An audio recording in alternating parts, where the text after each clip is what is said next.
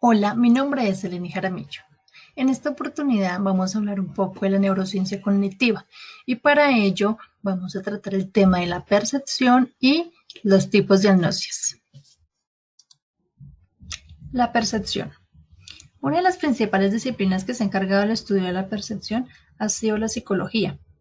Este campo ha definido la percepción como el proceso cognitivo de la conciencia, que consiste en el reconocimiento, interpretación y significación para la elaboración de juicios en torno a las sensaciones obtenidas del ambiente físico y social, en el que intervienen otros procesos psíquicos, entre los que se encuentran el aprendizaje, la memoria y la simbolización.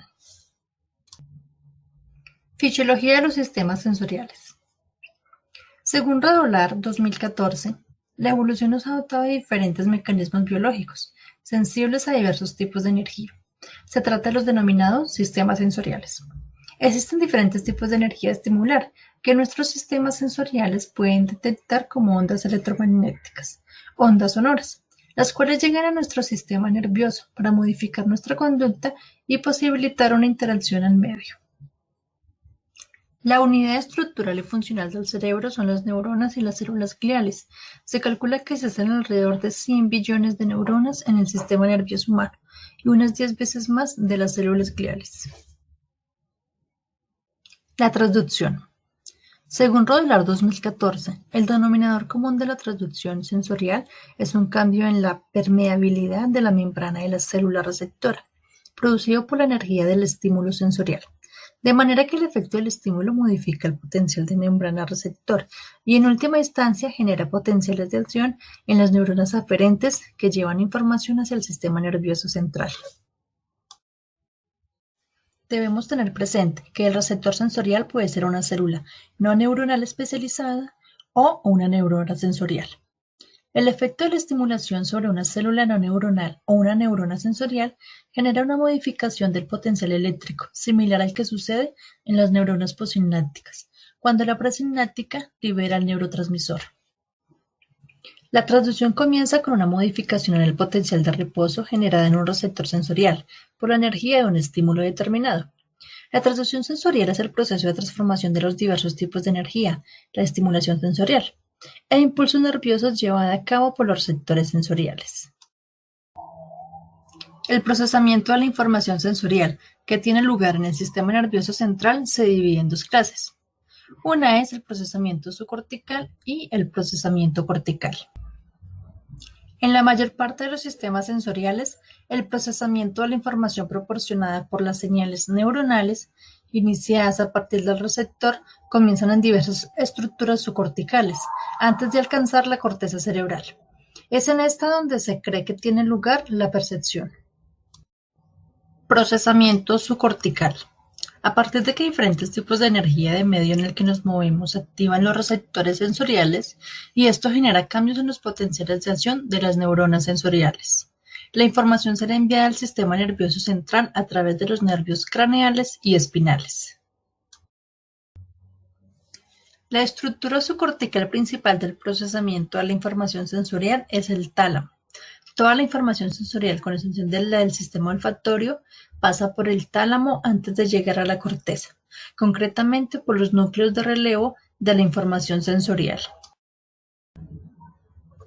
Para Rodelar 2014, el tálamo no es una simple estación de relevo a la información sensorial, en tanto que participa activamente en su procesamiento. Entre los núcleos tenemos núcleo geniculado lateral, la visión, el núcleo geniculado medial, audición, el núcleo ventral posteromedial, el gusto e información somatosensorial. Y por último, el núcleo ventral posterolateral, que es la información somatosensorial. Corteza y reorganización sensorial. Según Radolar 2014, toda la información que recibimos en la superficie de nuestro cuerpo es enviada a través de diferentes conexiones a la corteza cerebral. Este tipo de organización implica que la corteza se reorganiza a semejanza del cuerpo. Ello conlleva a que regiones que suelen trabajar de forma conjunta se encuentran en una ubicación más cercana en el cerebro, de forma que la información no tiene que recorrer distancias amplias. Corteza sensorial primaria. En la corteza sensorial primaria, diferentes poblaciones de neuronas se encargan de procesar la información sensorial que llega a diferentes partes de nuestro cuerpo. La corteza sensorial primaria se organiza de una forma modular, de manera que habitualmente se muestra un patrón de organización por columnas de neuronas con propiedades funcionales similares. Hoy en día los módulos corticales se han puesto de manifiesto en los sistemas somatosensorial y visual, y en menor grado en el sistema auditivo. Corteza visual primaria. Se localiza en el lóbulo occipital, correspondiente en el área 17 de Broadman. En esta región cortical recibe información del núcleo geniculado lateral del tálamo. En la corteza visual primaria observamos una organización retinotópica. Ahora bien, vamos a hablar de otro tema que compete a la percepción, las cuales son las agnosias. Las agnosias. La agnosia es una alteración en la capacidad para reconocer un estímulo previamente aprendido, que se produce como una consecuencia de una lesión o una disfunción cerebral, en ausencia de una alteración cognitiva global y sin que esa alteración pueda explicarse por una afectación de las áreas sensoriales primarias o de las vías sensoriales periféricas. Agnosia visual.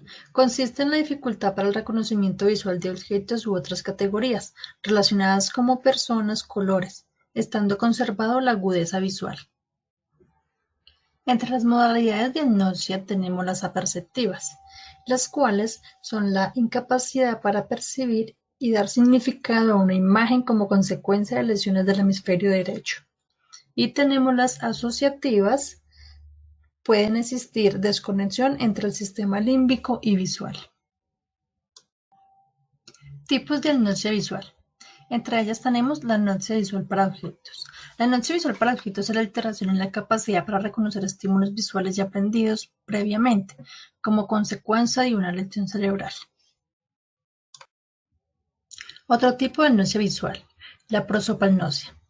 La lesión bilateral de algunos sectores de las cortezas de asociación occipitotemporales produce esta alteración en el reconocimiento de la identidad facial, que incluye la identificación de la propia cara cuando uno se mira en un espejo. El paciente con esta lesión es incapaz de relacionar una cara con una persona conocida previamente. Agnosia para los colores. Para Redolar 2014, la pérdida de la capacidad para percibir los colores se denomina anacromatosia y se produce como consecuencia de una lesión en el giro lingual y fusiforme de los dos hemisferios cerebrales, en las regiones que contienen grupos de células que procesan específicamente el color. Los pacientes con este trastorno pierden completamente la visión del color y solamente ven en tonos grises. No pueden denominar los colores porque estos no son percibidos y tampoco pueden clasificar ni escoger con éxito gamas de colores. Agnosia auditiva. La agnosia auditiva consiste en una alteración en el reconocimiento de los sonidos que se producen como consecuencia de una lesión o disfunción cerebral.